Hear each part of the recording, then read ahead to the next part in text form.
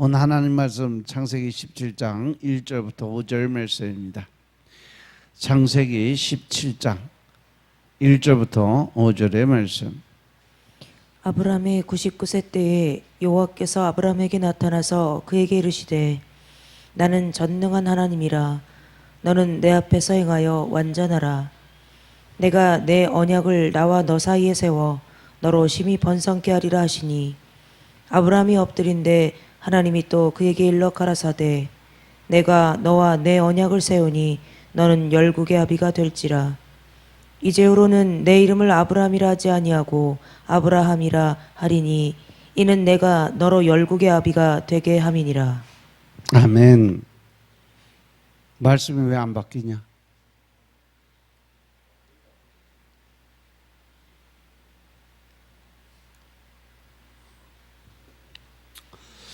오늘 말씀을 보니까 아브라함이 하나님을 찾아간 게 아니라 하나님이 아브라함을 찾아오셨어. 그죠? 아무것도 이루어지지 않은 상태에서 아브라함은 인간의 눈으로 바라본 것은 바로 이스마엘을 바라봤어. 그런데 하나님은 아브라함만 바라보고 있는 거죠. 아브라함이 하나님을 보고 싶어 한 것이 아니라 하나님께서 아브라함을 보고 싶어 했다는 거죠.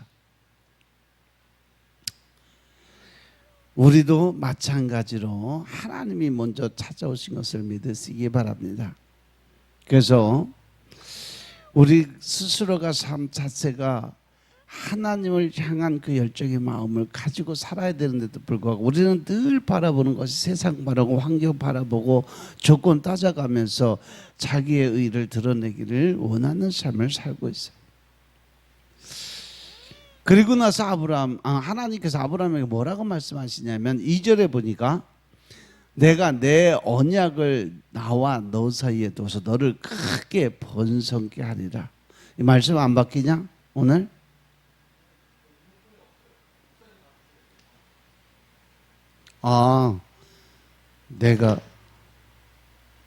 난 내 것만 보고 있었다 야. 뒤에는 바뀌었었구나.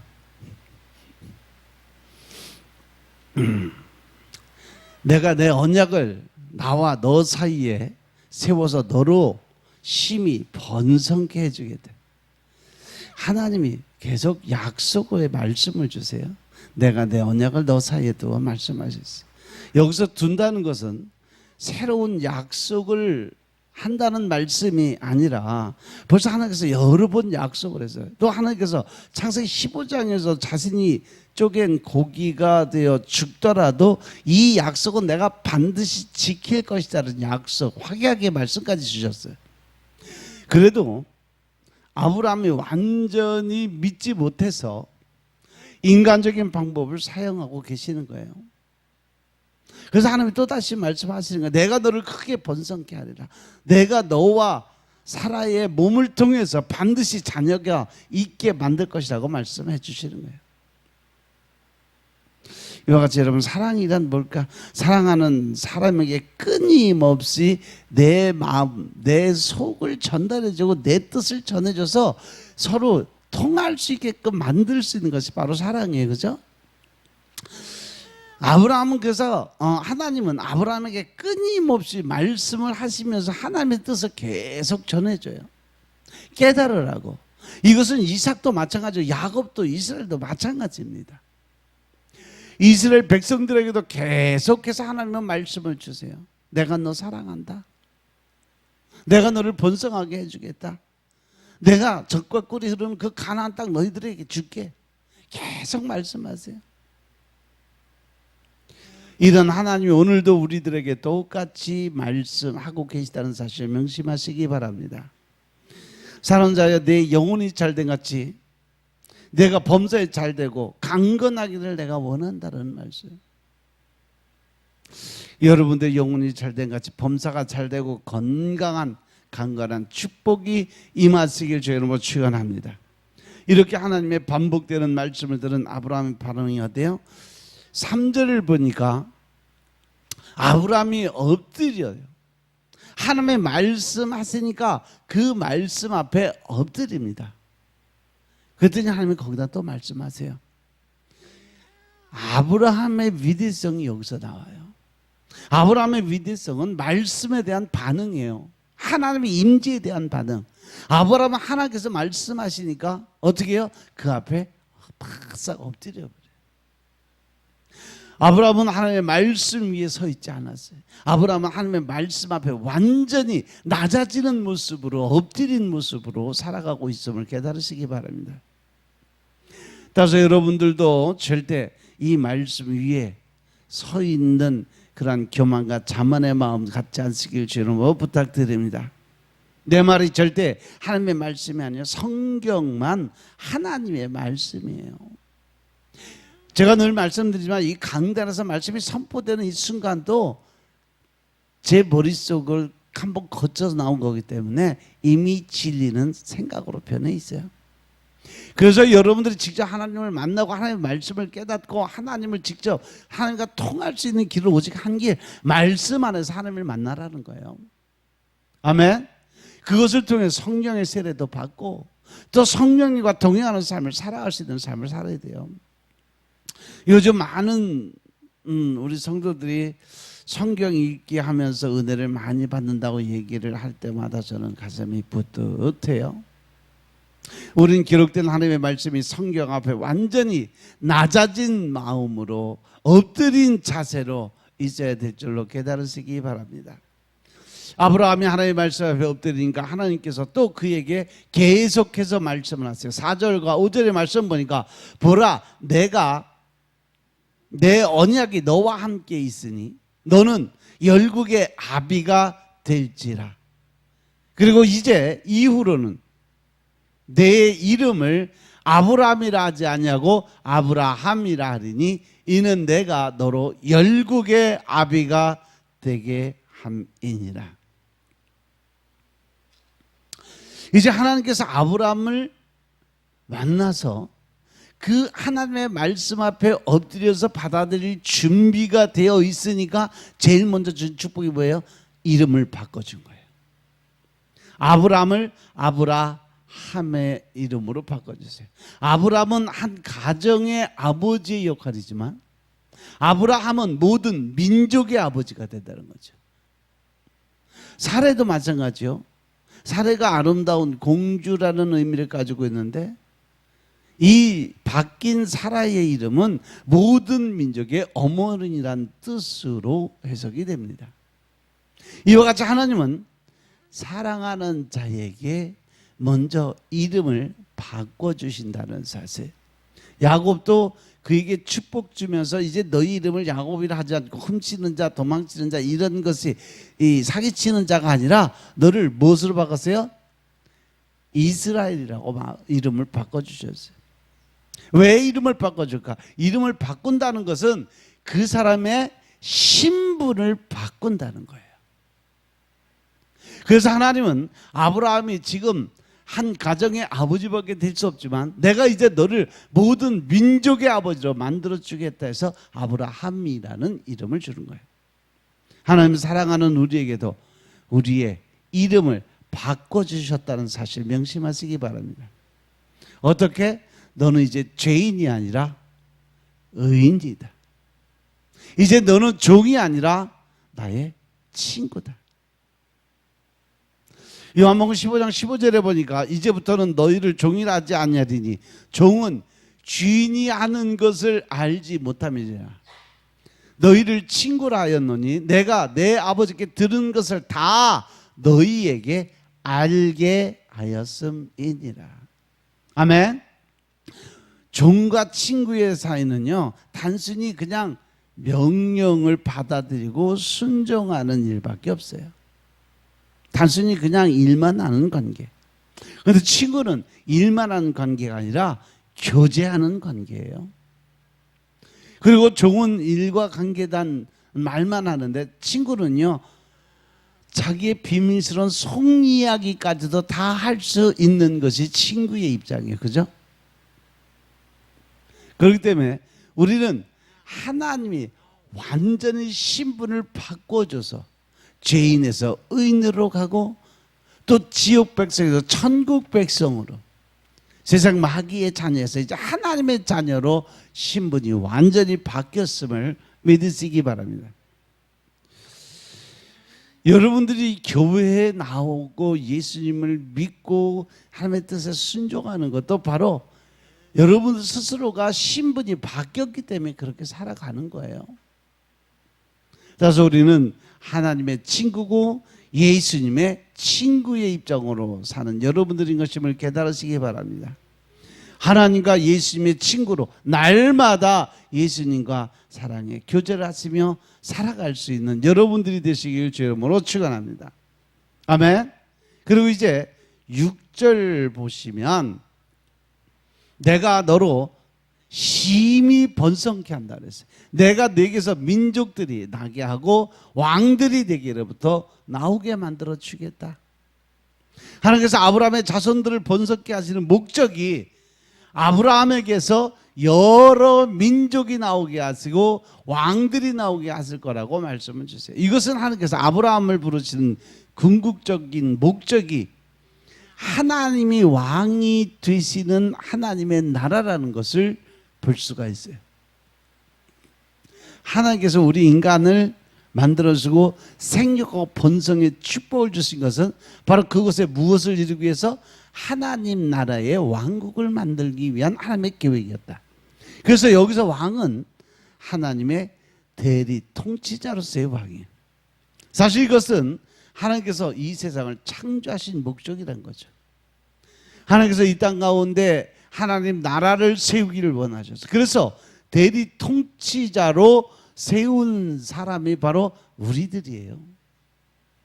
그래서 베드로전서 2장 9절에 보면 내가 너를 이 땅에 모여 왕 같은 제사장으로 삼아 주겠다고 약속하신 이유가 바로 이 땅의 통치자의 권한으로 주셨어요. 그리고 나중에 하나님께서 새하늘과 새 땅이 이 땅에 임하게 될 때 하늘의 그 백보자가 이 땅으로 내려와요. 그리고 나서 이 땅의 모든 바다가 없어지고 이곳에 하나님의 신천지가 생긴다는 거죠. 그때를 위해서 하나님은 지금도 계속적으로 하나님의 백성들을 만들어 가시고 계시는 거예요. 그래서 우리에게 복을 주시고 생육하고 번성하는 축복을 주셨던 거예요. 그런데 인간의 죄로 인해서 이 하나님의 나라가 깨지게 됐던 거죠. 그리고 서로 인간 자신이 왕이 되는 세상이 됐어요.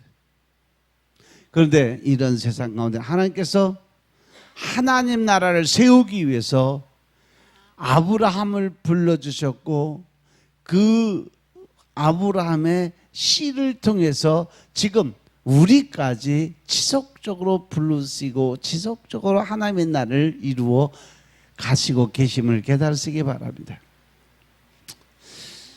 나라를 세우기 위해서 제일 먼저 무엇이 필요하냐?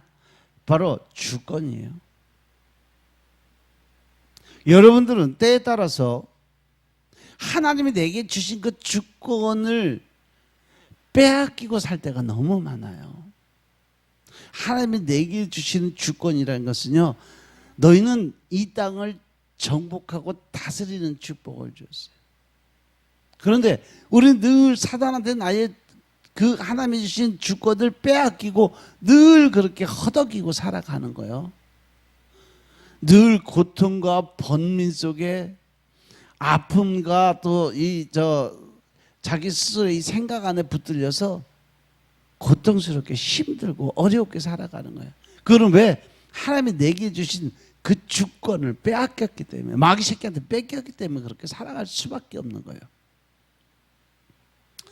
그래서 7절을 보시면 내가 내 언약을 나와 내 대대 후손 사이에 세워서 영원한 언약을 삼고 너와 내 후손의 하나님이 되겠다라는 약속을 주세요. 이것이 바로 아브라함의 언약입니다. 여기서 보시면 하나님께서 하나님의 언약을 아브라함과 아브라함의 후손, 그럼 누구까지? 우리들까지 다 포함이 된 거예요. 여러분들 다 포함이 되어 있는 상태예요. 그렇게 해서 약속을 하세요. 그러면 하나님께서 아브라함과 그의 후손에게 세우시는 언약이 뭐예요? 내가 아브라함과 그 후손의 하나님이 되어 주겠다. 방패자고 반석이고 또 우리가 은밀하게 숨을 수 있는, 피할 수 있는 바위, 그런 모든 조건을 가지신 아버지가 되겠다는 말씀이에요. 그러니까 하나님께서 아브라함과 그 후손의 왕, 즉 주권자가 되시겠다는 거죠. 하나님께서 우리 왕으로서 우리 모든 삶을 책임져 주시겠다라고 약속하시고 말씀하시는 거예요. 이렇게 하나님 나라에서 하나님께서 왕이 되시고 주권자가 되시겠다 하는 말씀이죠. 그러면 하나님 나라에 백성이 필요한 거예요. 누가 그 백성이 되냐? 아브라함과 그 믿음의 백성이, 아브라함과 그 후손들이 대대 자자 선선 다 하나님의 나라의 백성이 된다는 거죠. 그래서 하나님께서 아브라함의 자손을 번성케 주신다는 것도 하나님 나라의 백성이 많게 만들어 주시겠다는 약속이에요. 이렇게 하나님이 하나님 나라의 왕이 되십니다. 그리고 아브라함과 그 믿음의 후손들이 하나님 나라의 백성이 되는 거예요. 그리고 하나님 나라를 이루기 위해서 필요한 것이 또 뭐냐? 영토, 즉 땅이에요. 그래서 8절을 보시면 내가 너와 내 후손에게 너의 우거하는 이 땅 곧 가나안 일경으로 주어서 영원한 기업이 되게 하고 나는 그들의 하나님이 되겠다는 약속. 이와 같이 하나님께서 아브라함에게 가나안 땅을 약속하신 것은 하나님의 나라를 이루기 위한 계획 안에서 있었던 거예요. 그러면 우리가 처음부터 하나님 나라의 백성이었을까? 절대 그렇지 않았다는 거죠. 요한복음 8장 44절의 말씀처럼 너희는 너희 아비 마귀에서 났으니 너는 마귀 새끼다 라고 하나님 말씀하셨어요. 이 말씀도 왜 유대인들이 자신들이 아브라함의 후손이기 때문에 그들은 무조건 하나님의 자녀라고 생각을 했기 때문에 그래요. 그런데 예수님은 유대인들을 향해서 너희는 너희 아비 마귀에서 났다라고 말씀하세요. 왜? 그들이 가지고 있는 생각, 그리고 또 하나님의 백성, 하나님의 자녀로, 예수님의 친구로, 또 왕같은 제사장의 직분을 갖기 위해서는 하나님이 거신 조건이 있어요. 그 조건에 합당하게 살았을 때 그때 바로 죄인이 의인이 되고 또 하나님의 백성으로, 천국 백성으로 인정을 해 주시겠다는 거예요. 그런데 그 뜻대로 하지 않냐고 자기 방법대로, 자기 식대로, 자기 알고 있는 지식대로 믿음을 가지니까 넌 마귀 새끼야 라고 말씀하시는 거예요. 에베소 2장 2절에도 보면 그때 너희 가운데서 행하여 세상의 풍조를 따르고 공중의 권세 잡은 그 사탄을 따라다녔으니까 지금 불순종의 아들들 가운데 역사하는 영이다. 즉 너희들도 마귀 새끼다 이거예요. 우리도 원래는 마귀 자녀들이었고 공중의 권세 잡은 자인 사탄을 따르던 그러한 자들이었어요. 이런 우리들에게 하나님께서는 내가 너의 하나님이고 너는 내 백성이 되겠다라고 약속해 주신 거예요. 그래서 이 언약을 바로 구원의 언약이다라고 표현을 합니다. 하나님께서는 사탄의 자녀였던 우리를 하나님의 자녀로 구원해 주셨어요. 이렇게 사탄의 자녀인 우리를 하나님의 자녀로 구원하신 이유는 오직 우리를 향한 하나님의 사랑이 있었기 때문에 그러한 일을 행하셨다. 그래서 하나님께서 우리를 이처럼 사랑하셔서 독생자를 주심으로 하나님께서 왕 대신 하나님 나라의 백성으로 삼으신 이 놀라운 은혜와 사랑에 날마다 감사드리고 찬양을 올려드리며 살아가는 여러분들이 되시길 주의 이름으로 축원합니다. 아멘. 그러면 하나님께서 우리를 사랑하셔서 하나님께서 우리의 왕이 되시고 우리가 하나님의 백성이 되고 또 하나님께서 다스리시는 땅을 주실 것을 우리가 어떻게 믿을 수 있나? 하나님께서 우리에게 하신 이 하나님 나라의 언약을 믿게 하기 위해서 9절과 10절, 11절에서 하나님이 약속의 말씀을 다시 주세요. 9절을 보니까 하나님이 또 아브라함에게 이야기를 합니다. 그런즉 너는 내 언약을 지키고 내 후손도 대대로 지켜라. 즉 하나님의 말씀에 어떻게 해라? 순종하고 복종해라. 하나님의 말씀, 하나님 입에서 나오는 말씀의 뜻대로 행함이 있는 믿음을 보여라, 이 말씀이에요. 그죠? 그리고 너희 중에 남자는 다 할례를 받으라. 이것이 나와 너희의 후손 사이에 지킬 내 언약이니라.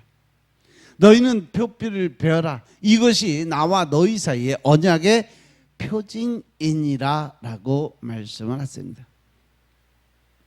즉 다시 말해서 하나님께서는 너와 나 사이에 이 언약이 온전히 이루기 위해서, 하나님의 백성으로 인정받기 위해서 첫 번째 해야 될 것이 뭐다? 할례를 행하라는 거죠. 이 할례는 우리 이 살에 새겨져 있는 하나님의 언약이에요. 그래서 13절을 보면 너희 집에서 난 자든지 너희 돈으로 산 자든지 할례를 받아야 하리니 이에 내 언약이 너희 살에 있어서 영원한 언약이 되겠다라고 말씀을 하세요. 하나님께서 그동안 아브라함에게 말로만 계속 언약을 말씀을 주셨어요. 내가 복이 되게 하겠다. 너로 많은 자녀가 있게 만들어 주겠다. 가나안 땅을 주겠다. 내가 내 하나님이 되겠다. 내가 내 삶을 다 책임져 주겠다. 이것을 한마디로 하면 내가 너를 사랑한다 이 말이에요. 내가 끝까지 너 책임져 주겠다는 말씀이에요. 그런데 이 언약을 말로만 하니까 아브라함이 잘 믿지를 못해요. 또 어려운 일이 닥치면 금방 잊어버리고, 가나안 땅에 가뭄이 드니까 어디로 가서? 애굽으로 가서 마누라 팔아먹는 일을 했어요. 그래서 하나님께서 우리를 사랑하시다는 이 언약을 우리 살에 새겨주신 거예요. 이것이 바로 할례의 의미예요. 그러면 왜 하나님께서 우리를 사랑하시다는 표시로 할례를 행하라고 하셨을까? 할례는 인간의 생명을 상징하는 신체의 은밀한 부분을 자르는 그러한 예식이에요. 그래서 하나님께서 우리를 사랑하시는 표시로서 왜 우리의 생명을 상징하는 부분을 잘라내라고 얘기하셨을까? 그 이유는 하나님께서 우리를 사랑하심으로 인해서 하나님의 독생자이신 예수 그리스도의 생명을 잘라 주시겠다라는 말씀이죠. 그래서 하나님은 하나님의 생명보다 귀한 아들을 죽이시면서까지 우리를 사랑하시겠다는 표시로 바로 할례의 행사를 요구하셨던 거죠. 그래서 이스라엘 백성들의 신체 일부분을 자르면서 무엇을 기억하라는 거예요? 내가 죽어서라도 내 언약을 지키겠다는 하나님의 사랑을 기억해 달라는 말씀이죠. 또 매일매일 내 살에 새긴 이 사랑의 언약을 기억하라고 말씀하십니다. 그래서 할례는 예수님께서 십자가에 살이 달려 죽으신 예수님의 십자가를 의미하고 있습니다. 어떤 분이 기도를 드리는데 자기 자녀의 병 낫는 것을 위해서 간절하게 기도를 드려요. 하나님, 내 자녀의 병을 고쳐주지 아니하시면 하나님이 나를 사랑하는 것이 아니에요. 협박기도요. 하나님이 나를 사랑하는 표시로 내 자녀의 병을 고쳐달라고 아주 목숨 걸고 기도를 드려요. 그랬더니 하나님께서 그분에게 보여주실 것이 바로 십자가상에 매달려 있는 예수님의 모습을 보여줬다 그래요. 그래서 여러분, 우리가 살다가 도무지 하나님의 사랑이 잘 보이지 않을 때가 있어요. 아브라함처럼 10년이 지나도 20년이 지나도 25년이 지나도 자녀가 없을 수도 있습니다. 또 내가 뭘 하려고 하나님한테 의지해서 하나님의 뜻에 맞춰서 열심히 뭔가 큰 일을 이루려고 하는데 그것도 잘 되지 않을 때가 있어요. 내 삶 가운데서 그 어디를 보더라도 하나님께서 내 하나님이 되신 것이 보이지 않고 믿지 못할 때가 많이 있어요. 나와 하나님이 함께 하신다고 늘 하나님 말씀하시는데 내 눈에 보이지 않으니까 그것도 못 믿는 거예요. 즉 다시 말해서 하나님이 나를 사랑하고 계신다는 표시가 나한테 나타나지가 않으니까. 이때 우리는 무엇을 생각해야 될까? 바로 구약시대의 사람들이었으면 할례를 생각해서 하나님과 나와의 언약을 생각을 하고 기다려야 된다는 거죠. 아, 그렇구나. 하나님께서 생명이 잘려서도 반드시 나와 함께 하신다고 약속을 하셨으니까. 그래서 이스라엘 백성들은 할례를 통해서 자신의 살에 새겨진 하나님의 약속을 생각하며 살았어요. 이스라엘 백성들은 여리고성을 앞에 두고 하나님이 급작하게 내린 명령이 할례의 명령이었어요. 사실 할례를 행하고 적이 쳐들어오면 죽을 수밖에 없어. 왜 움직이질 못하니까. 근데 적이 쳐들어오는 것보다 중요한 것은 바로 우리 살에 새겨진 하나님의 약속을 기억하는 것이 더 중요했다는 거죠. 근데 이스라엘 백성들은 살에 새겨진 할례를 생각했는데 그들의 마음속에 가지고 있는 자기 생명의 할례는 생각을 못했다는 거죠.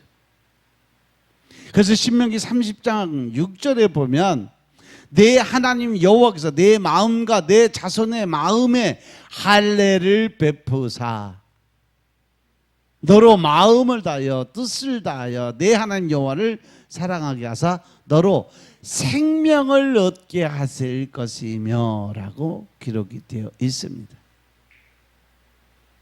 그래서 할례는 육신적인 할례도 중요하지만 더 중요한 것은 뭐예요? 마음의 할례가 더 중요하다는 거죠. 그 마음의 할례라는 것은 오직 말씀에 순종하고 복종하는 삶을 살아야 된다는 거예요.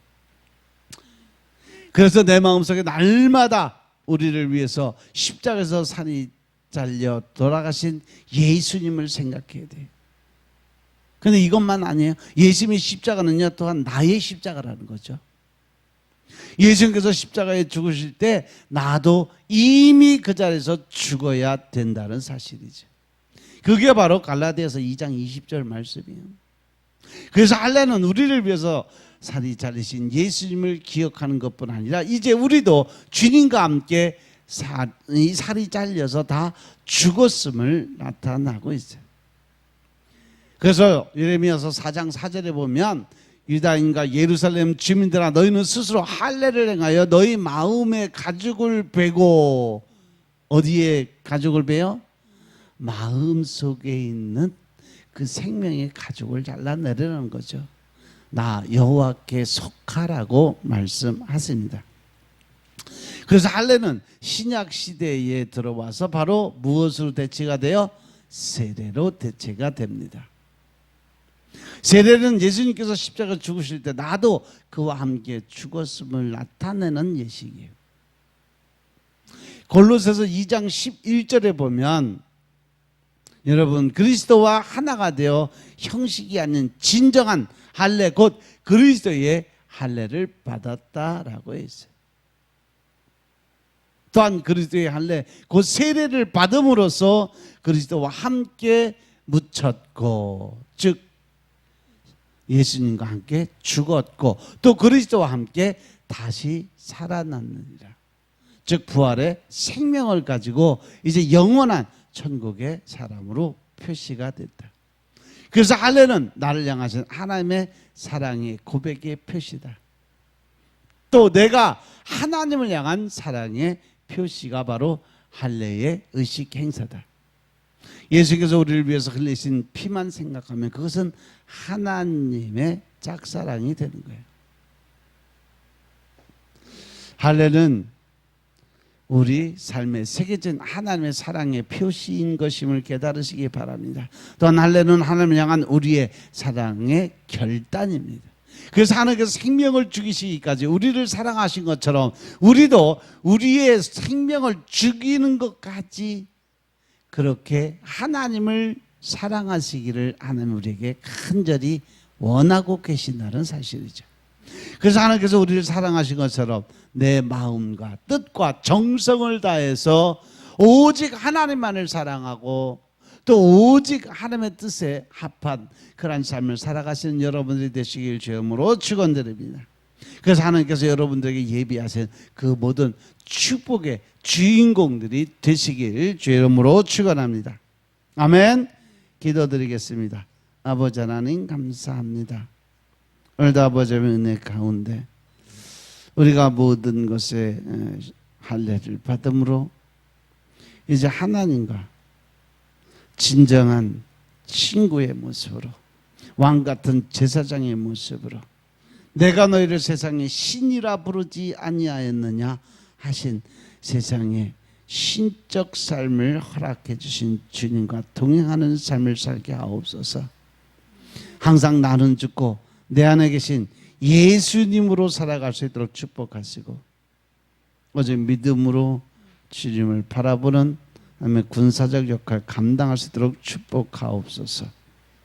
오늘 하루도 오직 주님의 영광을 위해서 살아가게 하시고 먹든지 마시든지 무엇이든지 다 주님의 영광에 살아가는 하나님의 군사 되게 하옵소서.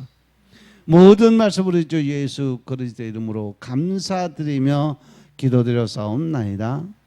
아멘.